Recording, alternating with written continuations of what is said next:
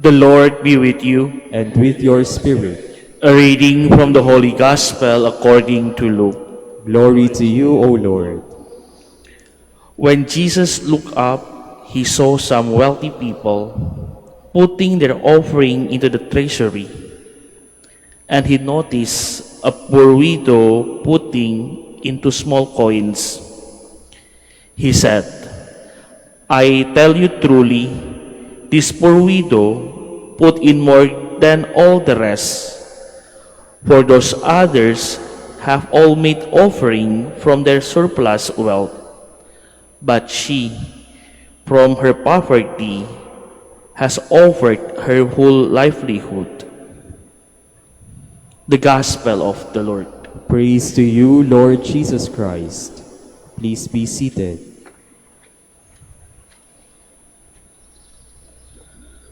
Magandang umaga po, and welcome to the Minor Basilica of Our Lady of the Rosary of Manaoag. Today marks the final week of our 2024 liturgical calendar.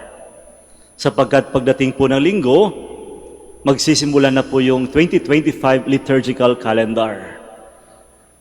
Itong kulay green na nakikita nyo sa loob ng simbahan, mapapalitan na po ito sa linggo ng kulay violet. A new liturgical calendar, marking with a new season, the season of Advent.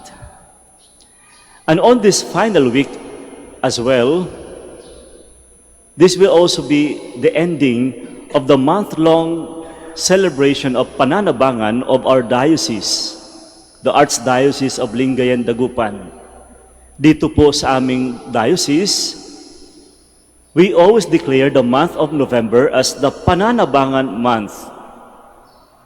And Pananabangan means communio. Ibig sabihin, this month-long celebration, we will always be mindful of this Pananabangan. And it is inviting all of us to be in communio with others and most especially with God. It's not about getting something from our pocket. It's not about seminars or conferences, but it is actually about inviting all of us to be mindful always of being in communion with others and with God most especially, because everything we have belongs to God. Okay? Everything belongs to God. Everything that we have here on earth, these are all entrusted to us. Kaya nga naman, along with this celebration, we always pray daily the credo of stewardship. Meron po tayong dasal dito po sa Manaoag, buong diocese ng Lingayen, Dagupan. Meron po tayong dasal. Mamaya po, maririnig niyo yung panalangin ng credo of stewardship.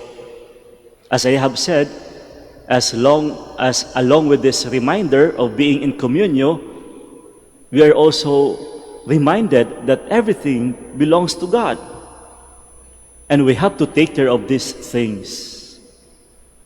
Stewardship means taking care of all the things that we receive from God. And if you notice, my dear friends, in this prayer, the highlight is actually about the power of giving. Kaya mapapansin nyo, bakit nga ba? If stewardship means taking care of something being entrusted to us, how come in the prayer, the highlight in this prayer of credo of stewardship, the highlight is about the power of giving? Let me read. I believe in the power of giving and in the power of loving like Jesus, because love is the only way to holiness, and giving is the best proof of loving.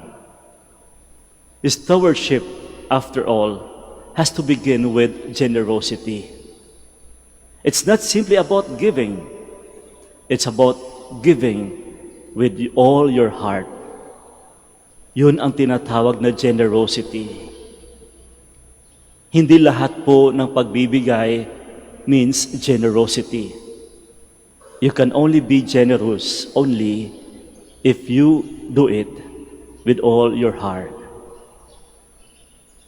Generosity and in giving, the amount of the money that we give doesn't matter at all. What is so important, what is pleasing in the eyes of God is your heart when you give. No wonder in the story of our gospel today, sa dinami-daming mayayaman na nagbigay, Jesus was so pleased with the poor widow. Kahit kapiranggot ang kanyang binigay, but again, as I have said, what is pleasing in the eyes of God is your heart every time you give. My dear friends, let us not be afraid to be generous. After all, there is no losing in giving.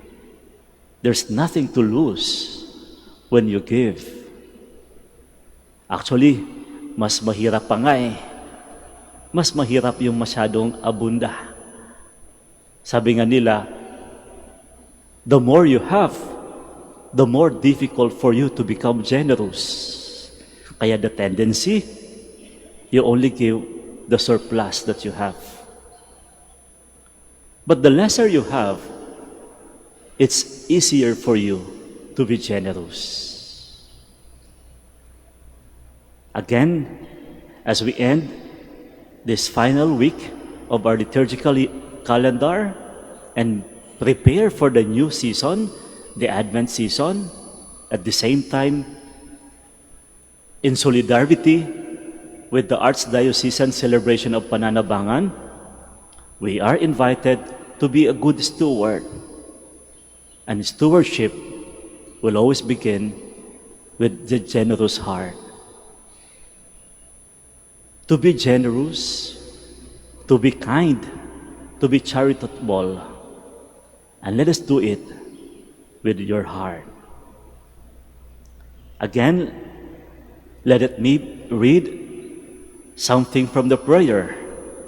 I believe that in humbly sharing my talents and treasures, and in generously sacrificing everything, the Lord will always provide.